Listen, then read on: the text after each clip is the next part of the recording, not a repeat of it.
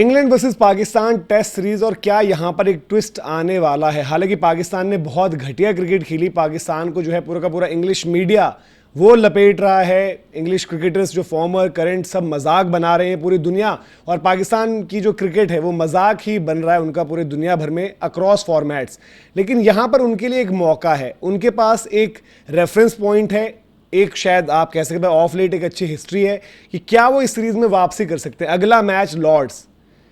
England camp में controversy, England team हो सकता है थोड़ा सा बिखर जाए, फिर से ईसीबी मतलब यानी कि जो बोर्ड है और प्लेयर कप्तान उनके बीच तनाव, जो कि अभी कुछ टाइम पहले जस्ट आपने देखा न्यूजीलैंड वाली सीरीज में पहला मैच वहां भी इंग्लैंड जीती थी, उसके बाद कंट्रोवर्सी, सिमिलर कंट्रोवर्सी, फिर उसके बाद अगले मैच में टीम का मोराल एकदम डाउन, दोनों मैच टीम हारती, वहां से बेन स्टोक्स की रिटायरमेंट। अब यहां पर बाबर आजम का क्या रोल रहेगा, क्या बाबर आजम की वापसी हो रही है। लेकिन पाकिस्तान टीम को मतलब देखो, इंग्लैंड की टीम ऐसा मौका देती ही देती है कि भाई कोई भी आकर उन्हें लपेट दो, लेकिन आपको क्रिकेट खेलनी पड़ेगी क्वालिटी जो कि पहले टेस्ट मैच में बिल्कुल गायब थी। आप कायदे से अगर वहां पर देखें, जो हमने बात करी, भाई 90 ओवर भी नहीं खेल पाए थे बैटिंग में, ठीक है। टेस्ट मैच जो खत्म हुआ ऐसे खत्म हो गया मानो कुछ शुरू और खत्म।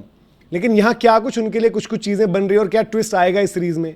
तो सबसे पहले अपडेट ब्राइडन कार्स को लेकर आई है कि जो स्क्वाड है इंग्लैंड का, जो अगला मुकाबला लॉर्ड्स में होने वाला है, जहां पर पाकिस्तान का रिकॉर्ड अच्छा है, पिछले दोनों टेस्ट मैचेस वहां पर जीते हैं अगेंस्ट इंग्लैंड। ईसीबी ने अपडेट दिया कि ब्राइडन कार्स जो है उनको अब स्क्वाड से हटा दिया गया है, उनके ऊपर जो है इंक्वायरी इन्वेस्टिगेशन,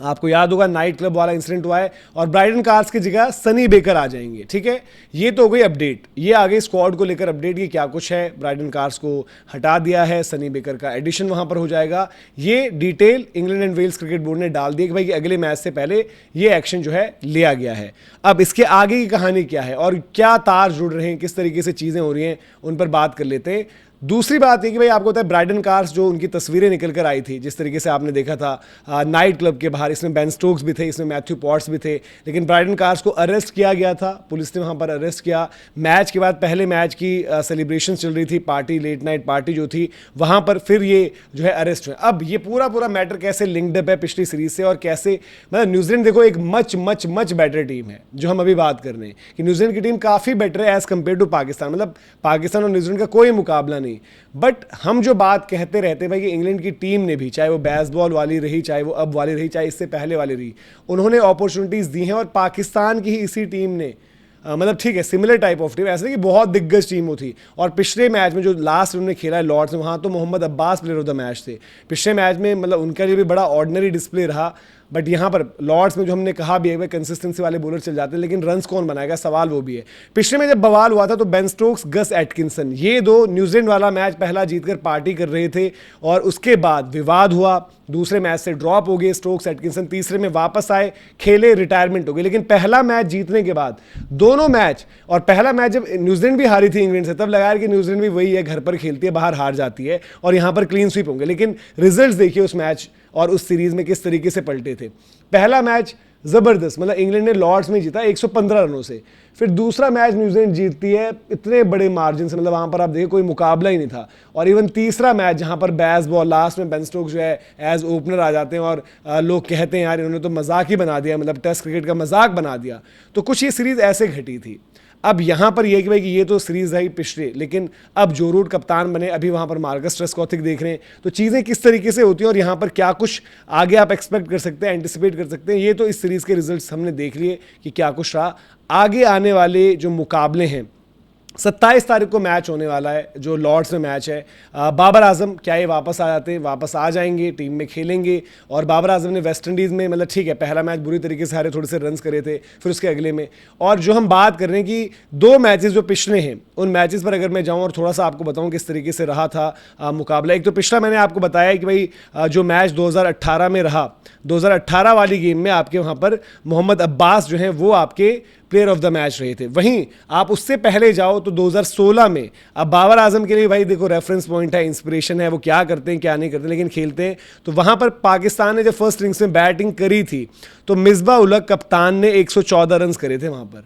तो बाबर आजम अगर वापस आ रहे हैं और मतलब उनकी तो थोड़ी बहुत जो लोग हवा बनाते हैं वो इसी पर डिपेंड करती है भाई वो इस सीरीज़ में क्या करते हैं, क्योंकि हाल फिलहाल में कुछ भी परफॉर्मेंस नहीं है। पिछला मैच बुरे तरीके से जो है पाकिस्तान की टीम हारी है, बुरे तरीके मतलब कि कोई आप बात ही नहीं कर सकते, मतलब कहीं पर थे ही नहीं कॉन्टेस्ट में। मतलब बॉलिंग को लेकर सवाल हुए, मतलब इंग्लैंड के भी 4 ही बॉलर्स खेल रहे थे, 5वें स्पिन के ऑप्शन में उनके पास लॉरेंस और जो रूट थे, लेकिन पाकिस्तान के लिए है कि ये 4 बॉलर्स के साथ वो खेल रहे हैं। सलमान अली आगा के भी लग गई थी, वो भी बॉल नहीं डाल सकते थे, उनके स्पिनर ने हालांकि अच्छा किया। और एक और पॉजिटिव ये है कि जिस तरीके से वहां पर उस्मान ने फाइफर लिया, यासिर शाह का जो हम कह रहे हैं कि 2016 के बाद जो परफॉर्मेंस रही है, जिस तरीके की उनकी उस मैच में परफॉर्मेंस थी, तो 2016 वाले में मिसबाह का सोया यासिर शाह की जो है फाइफर वहां पर थी, मतलब मैच में 10 विकेटें थी, बल्ले से 30 रन भी थे। तो उस्मान अगर कंसिस्टेंसी से डाल दें टप्पे पर, क्योंकि इंग्लैंड की ऐसी टीम है जो अपॉर्चुनिटी आपको प्रोवाइड करती है, और इंग्लैंड को भी देखना पड़ेगा, क्योंकि अभी कंट्रोवर्सी से क्या होगा, फिर से फोकस शिफ्ट रहेगा। आप याद करें न्यूजीलैंड वाला असाइनमेंट, न्यूजीलैंड गए थे अवे टूर पर, हैरी ब्रूक की कप्तानी चली जाती, नाइट क्लब में उनकी लड़ाई हुई बाउंसर से।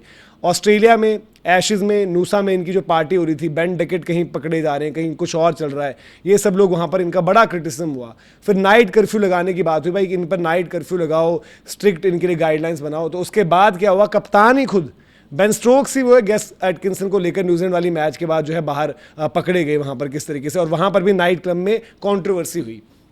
और अब यहाँ पर प्लेयर ब्राइडन कार से, लेकिन साथ में मैथ्यू पॉट्स भी थे, साथ में वहाँ पर बेन स्टोक्स भी निकले। तो अब ये चीज़ किस तरीके से वहाँ पर पूरी की पूरी, क्योंकि देखो जो रूट से जब सवाल हुआ था इसी सब के बाद जब वो कप्तान बने कि नाइट कर्फ्यू का क्या होगा, तो रूट ने बोला कि कोई नाइट कर्फ्यू नहीं होगा, हमारे प्लेयर्स इतने समझदार हैं, लेकिन हाँ हमें देखना पड़ेगा कि हम पब्लिक फिगर्स हम किस तरीके से चीज़ें रखते हैं। पाकिस्तान, देखो पाकिस्तान की टीम की हालत बहुत ही बुरी है, लेकिन जो मैं कह रहा हूँ कि पाकिस्तान को जो पिछले कुछ जो मैचेस या दौरे रहे हैं, ट्रेडिशनली पाकिस्तान इंग्लैंड में अच्छा भी करती है। जो हम बात करें जिस तरीके से रिजल्ट रहे, पिछले तो पारी की हार हुई है, पारी और 103 रनों की हार, लेकिन इससे पहले लॉर्ड्स में 2 मैच जीते भी हुए। जो कोविड के टाइम पर जो दौरा गए थे, जो मैं वो फेमस या पाकिस्तान के लिहाज से इन फेमस टेस्ट मैच की बात करता हूं कि किस तरीके से पाकिस्तान की टीम ओल्ड ट्रैफर्ड में मतलब लगभग सारे अच्छे काम करने के बाद, और वहाँ पर जो है शान मसूद का 100 आता है, सारी चीज़ें होती है, लेकिन लास्ट में जो रूट जिस तरीके से बल्लेबाजी करते हैं, क्रिस वोक्स जो बल्लेबाजी करते हैं, वो आपसे जो है मैच ही वहाँ से ले आते हैं। तो ये सारे के सारे समीकरण बन रहे हैं, लेकिन यहाँ से पाकिस्तान की टीम अपने आप को अगर